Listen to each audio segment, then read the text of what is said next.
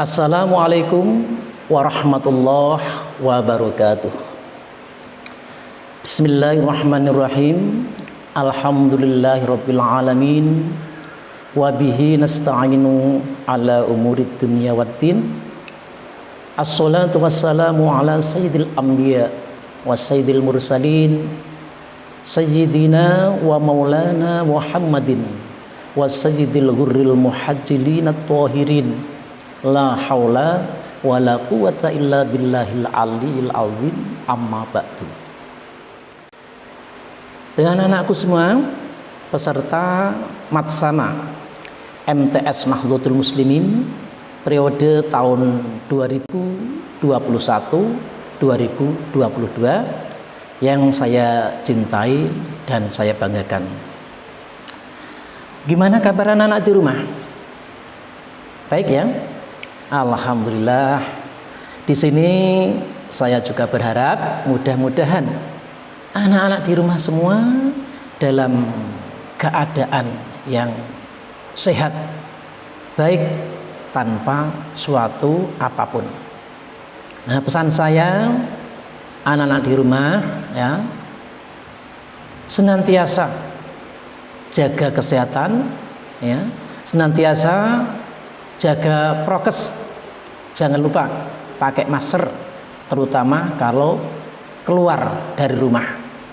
Ini untuk menjaga keselamatan dan kesehatan kita sendiri. Nah, anak-anakku semua, sebelum kita masuk pada materi Matsama MTS Nahdlatul Muslimin 2021-2022, terlebih dulu ada baiknya saya memperkenalkan diri dengan anak-anak ya. Nah, mungkin sudah ada sebagian kecil dari anak-anak yang sudah kenal dengan saya, tapi saya yakin masih ada banyak sekali di antara anak-anak yang belum kenal dengan saya. Saya diberi nama oleh orang tua saya, yaitu dengan nama Ali Imron. Ini nama yang sudah tidak asing lagi di telinga anak-anak. Kalau memang anak-anak itu adalah anak yang sering baca Al-Quran ya, rajin baca Al-Quran. Untuk mengingat nama saya, setelah anak-anak membaca surat Al-Baqarah selesai, habis, lanjutnya adalah surat Ali Imron. Nah, itu untuk mengingat dengan mudahnya nama saya. Nah, adapun alamat saya ya, yaitu di RT 2 RW 1 Wates Undaan Kudus atau Gang 1 Gang Cendrawasih. Tepatnya adalah belakang BP Asyifa. Ya, ada BP Asyifa itu belakangnya ada musola, itu masuk itu rumah saya. Nah, kalau anak-anak sering ke Pasar Wates, itu sudah dekat dengan rumah saya. Itu sebelah utaranya sedikit, Gang Cendrawasih masuk. Nah, itu sekilas perkenalan saya dengan anak-anak ya. Nah, adapun nanti di MTS Nahdlatul Muslimin ini saya akan mengajar mapel akidah akhlak dan Quran hadis. Dan nanti kalau situasinya mendukung dan memungkinkan kita untuk belajar dengan tatap muka, insya Allah nanti anak-anak bisa ketemu dengan saya.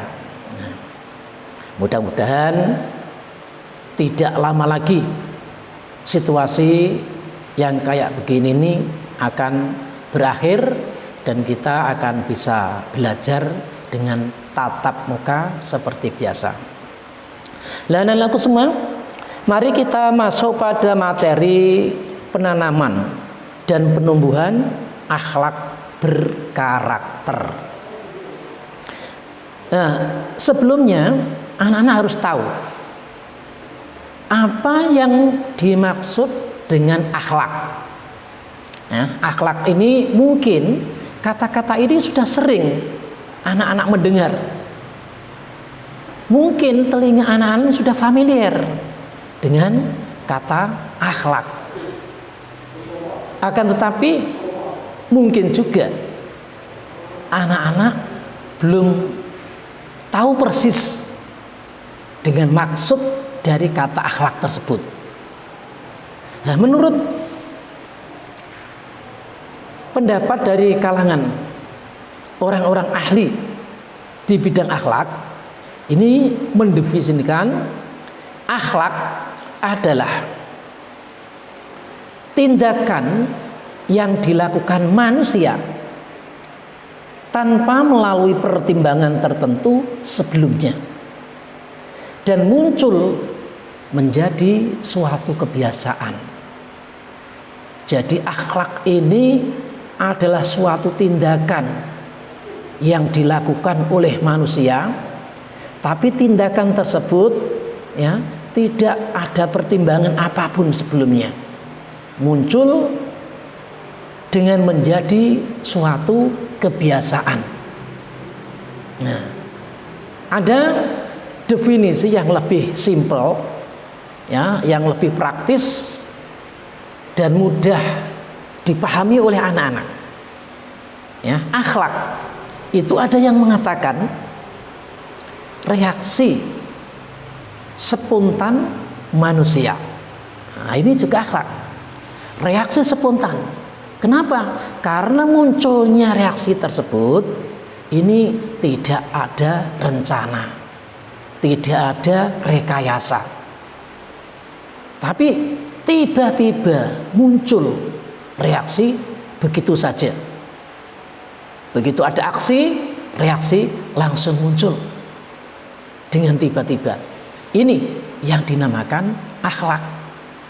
Nah, jadi boleh anak-anak mengambil pemahaman akhlak adalah tindakan yang dilakukan manusia tanpa melalui pertimbangan tertentu sebelumnya dan muncul menjadi suatu kebiasaan, boleh.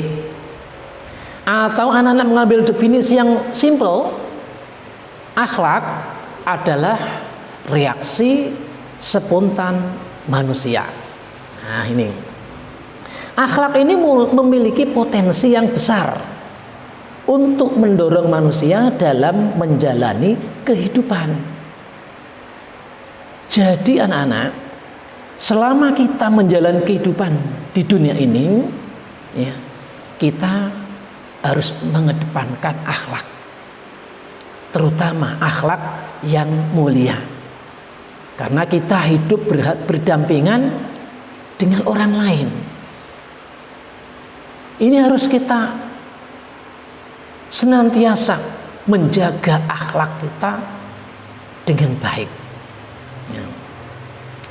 Karena akhlak tersebut munculnya tiba-tiba, munculnya tanpa direncanakan. Ini ada yang membagi akhlak itu menjadi dua bagian, yaitu akhlak yang terpuji atau akhlakul karimah, ada akhlak yang tercela atau akhlakul madmumah. Contoh begini, tadi saya katakan akhlak adalah reaksi spontan manusia. Contoh anak-anak, kalau misalnya mau berangkat sekolah, kemudian sudah dipersiapkan rapi, anak-anak ingin pamitan dengan bapak atau ibu yang ada di rumah. Tiba-tiba setelah anak-anak pamit misalnya dengan ibunya, "Bu, saya mau berangkat sekolah, doakan mudah-mudahan selamat dan dapat ilmu yang bermanfaat."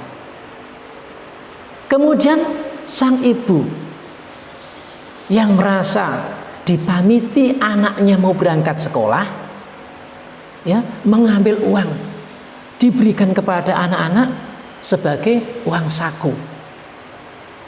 Anak-anak dengan spontan tanpa merencanakan, setelah menerima uang dari orang tua, kemudian anak-anak mengucapkan terima kasih, matur nuwun Bu, umpamanya. Ini reaksi spontan. Reaksi yang muncul ketika itu adalah reaksinya yang bagus, karena anak-anak diberi sesuatu oleh orang, kemudian anak-anak muncul dengan ucapan terima kasih.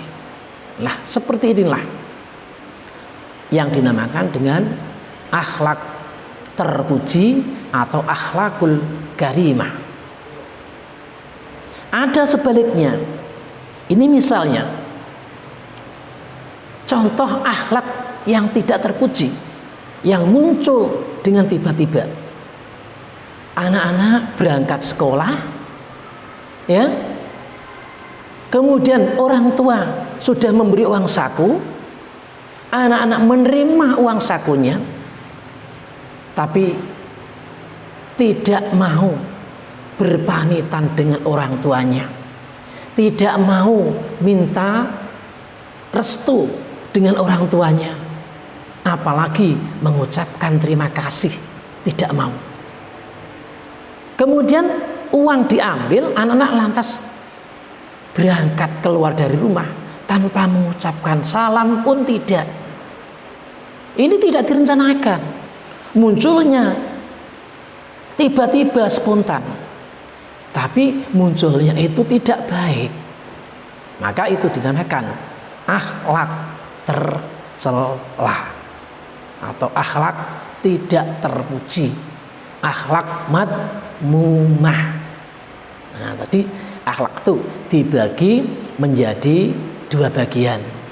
Nah, sebagaimana dalam kehidupan nyata ini ada yang ibaratkan akhlak ini adalah ibarat sisi mata uang koin.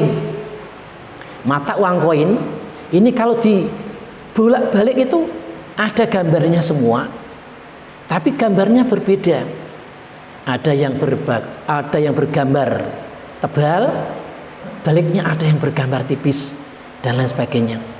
Ini menggambarkan bahwa akhlak terpuji dengan akhlak tercela ini akan selalu berdampingan. Akan selalu berdampingan pada diri seseorang. Tinggal munculnya itu tadi menurut kebiasaan orang tersebut. Kalau seseorang membiasakan berbuat baik, ini akhlak yang muncul dengan spontan tadi pasti akhlak terpuji. Kalau orang terbiasa dengan perbuatan yang buruk, ini nanti reaksi terhadap seseorang pasti munculnya reaksi yang buruk, yang tidak terpuji. Nah, ini namanya akhlak madmumah. Nah, anak-anakku semua, itu sebagian pengertian dari akhlak. Sekarang kita lanjutkan pada akhlak terpuji. Ya, contoh-contoh dari akhlak terpuji yaitu bisa termasuk amanah, jujur, ya, bisa dipercaya, itu akhlak terpuji. Contoh lagi yaitu wafa, menepati janji. Orang yang suka menepati janji, janji-janji ditepati. Kalau tidak bisa, ya, dia mengatakan tidak bisa, atau izin dulu, minta undur, minta pamit. Nah, ini namanya akhlak terpuji.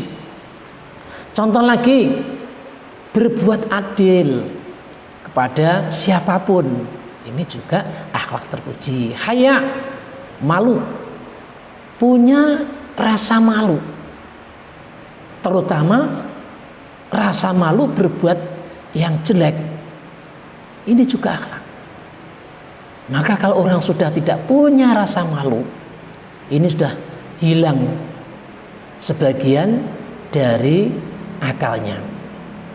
Ada lagi yang mengatakan, contoh akhlak itu adalah sabar. ya, orang yang sabar, berani, ikhlas. Ini juga contoh dari akhlak terpuji.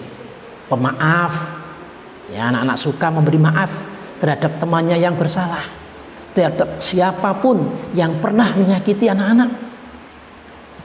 Dengan tidak dimintai maaf, kemudian kita memberi maaf secara sendiri, ini namanya orang yang terpuji, mempunyai akhlak terpuji, memaafkan orang lain.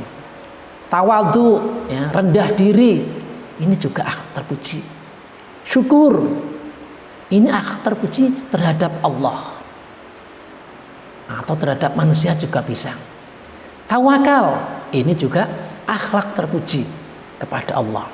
Nah, itu sebagian kecil dari contoh-contoh akhlak terpuji. Nah, akhlak ini tujuannya dari akhlak itu adalah agar kita itu tidak sama, ya, tidak sama dengan binatang, tidak sama dengan hewan. Sebagaimana dikatakan dalam kitab Jawahirul Adab, ya, kitab akhlak pelajaran anak di madrasah diniyah, itu kan ada dikatakan dalam syair, hamdan liman allamana khairal adab bihi tamayyazna anil bahaimi. Nah, ini kita sudah dididik oleh orang tua, oleh guru-guru kita, oleh lingkungan kita dengan pendidikan yang paling bagus-bagusnya akhlak. Ini tujuannya apa? Tujuannya adalah supaya ada perbedaan antara manusia dengan binatang. Kalau manusia ini sudah tidak menggunakan etika, tidak menggunakan akhlak lagi dalam kehidupannya, ini nanti sama dengan binatang. Karena dalam kehidupan binatang ini, binatang tidak dituntut untuk berakhlak karena binatang. Tapi kita beda. Kita itu manusia, ya, hidup berdampingan dengan manusia. Maka kita dituntut untuk punya akhlak. Nah, sekarang kita lanjutkan lagi dengan tata cara berkomunikasi dengan bapak ibu guru di madrasah. Nanti kalau anak-anak sudah masuk di Nahdlatul Muslimin, ya, di MTS Nahdlatul Muslimin, dan bisa pembelajaran dengan tatap muka, ini harus anak-anak mengedepankan akhlak yang terpuji jika berkomunikasi dengan bapak dan ibu guru.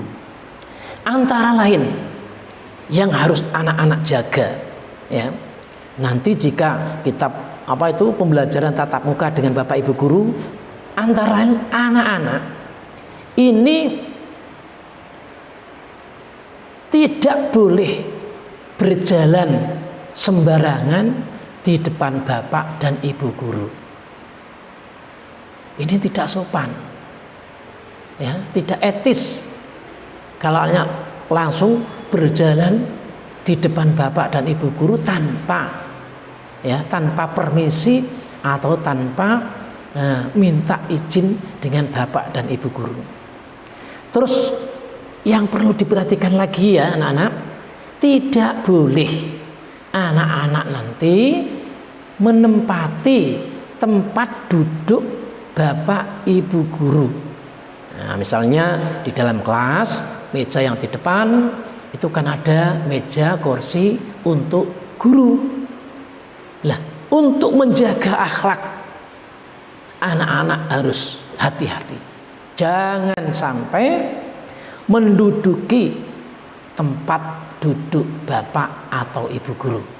Nah, kemudian yang dijaga lagi, tidak memulai bicara pada bapak dan ibu guru kecuali dengan izinnya.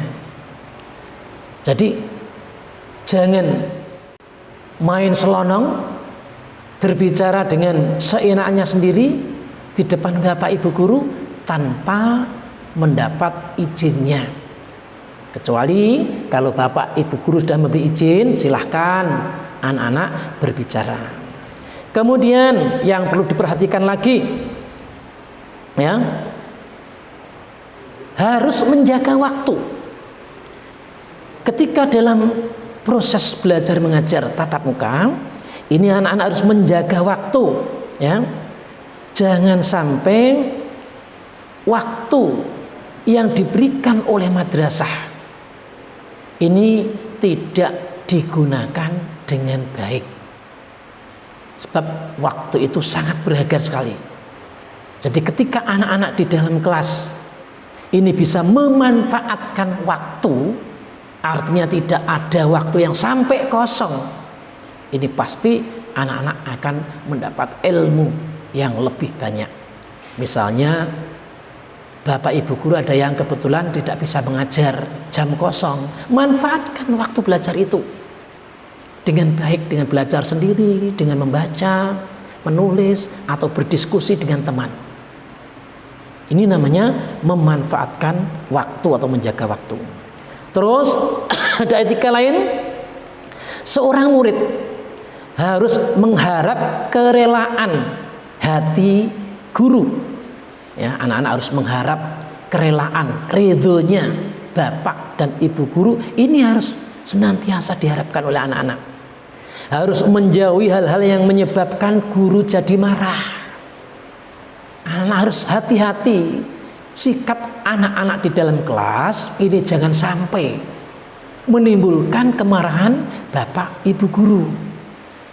Anak-anak harus mematuhi perintahnya, ya, asal perintah tersebut tidak bertentangan dengan agama.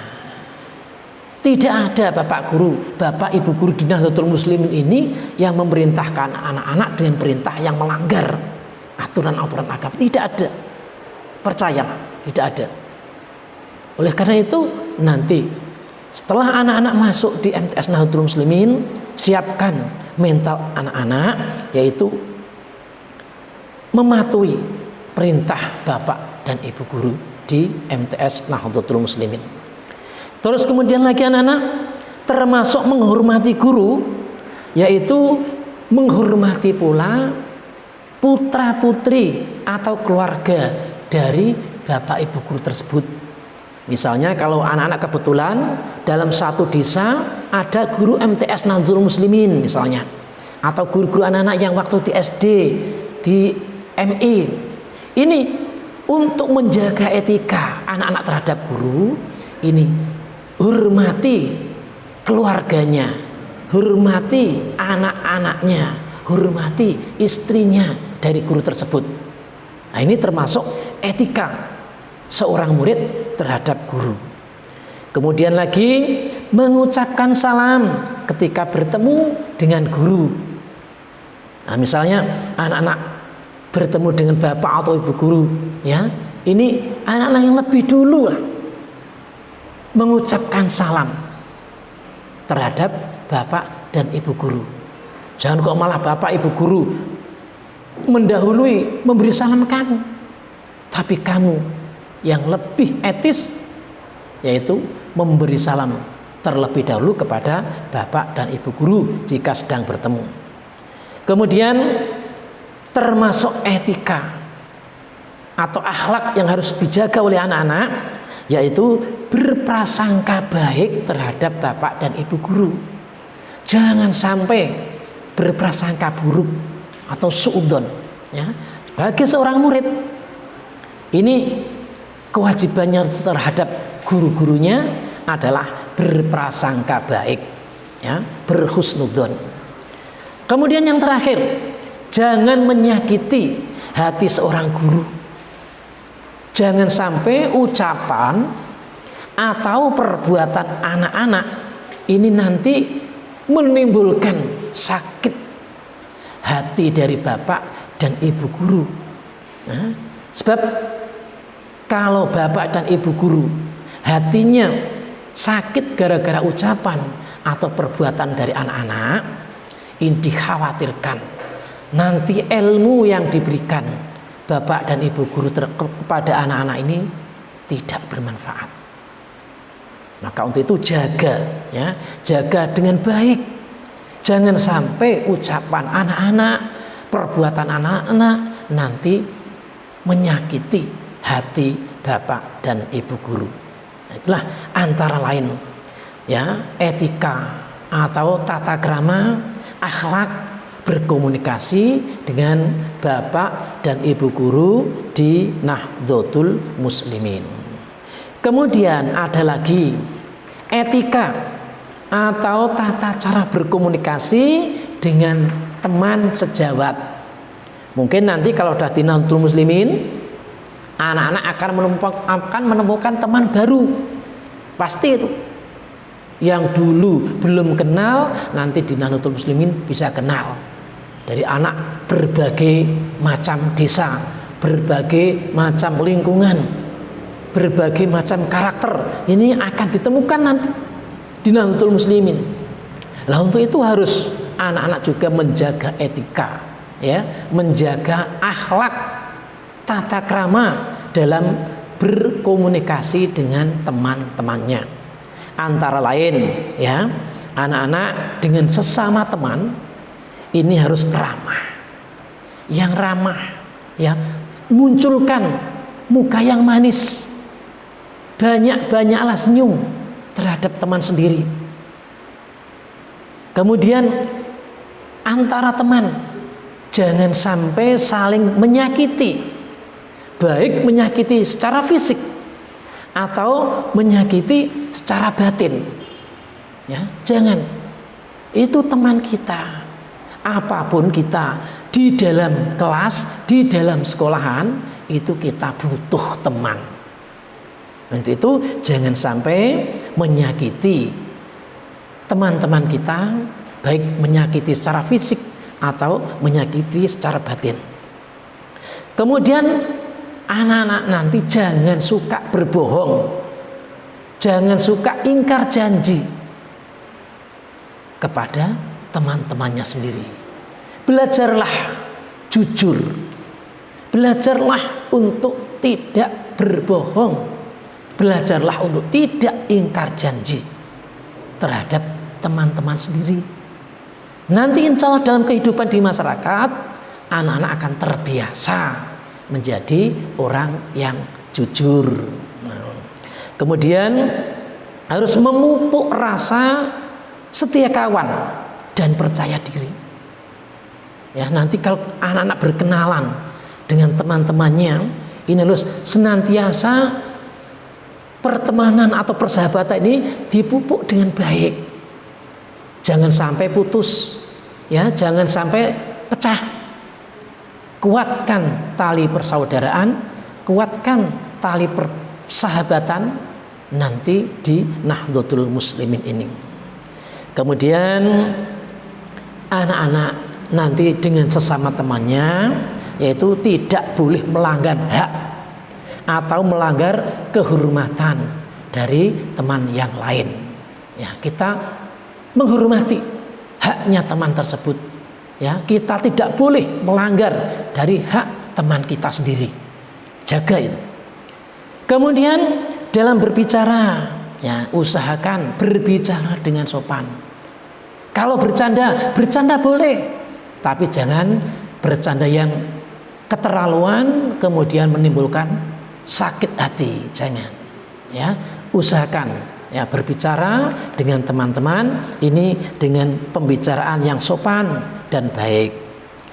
Dan pada teman-teman, hendaknya anak-anak ini kalau misalnya ada teman yang sakit, kita dengar teman kita sakit, usahakan menengok teman kita yang sakit. Meskipun kita datang menengoknya itu secara pribadi atau secara kelompok dengan perwakilan kelas, bisa. Usahakan itu. Kenapa? Karena orang sakit ini kalau ditengok oleh temannya, oleh orang lain, ini bisa menimbulkan hatinya makin senang mendapat perhatian dari orang lain.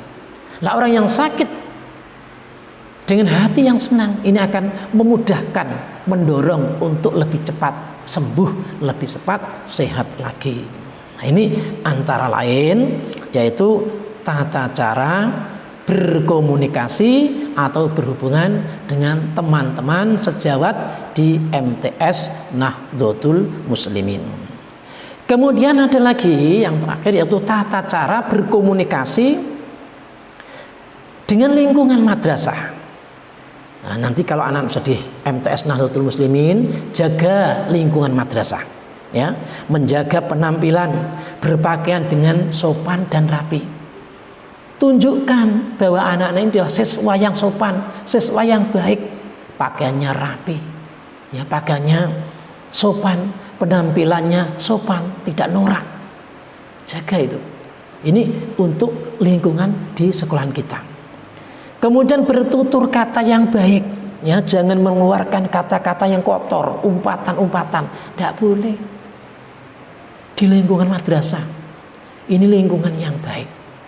Kalau kita terbiasa di lingkungan yang baik ini, ya, dengan menjaga kata-kata yang baik, nanti di masyarakat anak-anak juga akan terbiasa menjadi masyarakat yang baik. Nah, kemudian menyapa orang yang ditemui, ya, dengan ucapan yang sopan dan baik. Misalnya bertemu dengan orang di lingkungan madrasah ini, disapa, ditegur, diloroi dengan ucapan yang sopan dan baik. Nah, kemudian anak-anak menjaga lingkungan lagi di lingkungan sekolah ini adalah berjalan yang rapi, yang teratur ketika pulang atau ketika berangkat ke sekolah. Pulang dari sekolah ini di jalan, jaga anak-anak. Jaga ketika kita jalan yang baik, yang teratur, yang rapi. Nah, kemudian tidak boleh bersenda gurau atau tertawa terbahak-bahak di lingkungan madrasah. Boleh tertawa, tapi tertawa yang sederhana saja, yang ala kadarnya saja. Ya, jangan sampai terbahak-bahak seperti orang yang terlalu bangga atau terlalu puas. Tidak boleh. Jaga meskipun tertawa, ini boleh, tapi tertawanya yang ala kadarnya saja, yang sederhana saja, jangan terlaluan. Kemudian yang terakhir, jika mengendarai kendaraan, ya, berkendaralah dengan pelan-pelan dan sopan. Jangan di dalam kampung anak-anak naik kendaraan, naik motor dibayar-bayar, wer, tidak boleh. Ini mengganggu lingkungan madrasah. Nanti anak-anak bisa dicap oleh lingkungan madrasah anak yang tidak sopan, anak yang berakhlak madmumah. Nah, anak-anakku semua peserta mat sama MTS Nahdlatul Muslimin 2021-2022, inilah yang bisa saya sampaikan. Maka kurang lebihnya saya mohon maaf, dan mudah-mudahan nanti kita dapat bertemu, bertatap muka dalam pembelajaran tahun 2021-2022. Untuk itu, mari kita bersama-sama senantiasa menjaga kesehatan, ikuti prokes dengan baik, ya, jangan lupa pakai masker. Akhirnya dari saya cukupkan di sini. Mudah-mudahan apa yang saya sampaikan bermanfaat terhadap anak-anak semua. Akhirul kalam, wa aqulu qauli hadza fastaghfirullahal adzim li wa lakum. Assalamualaikum warahmatullahi wabarakatuh.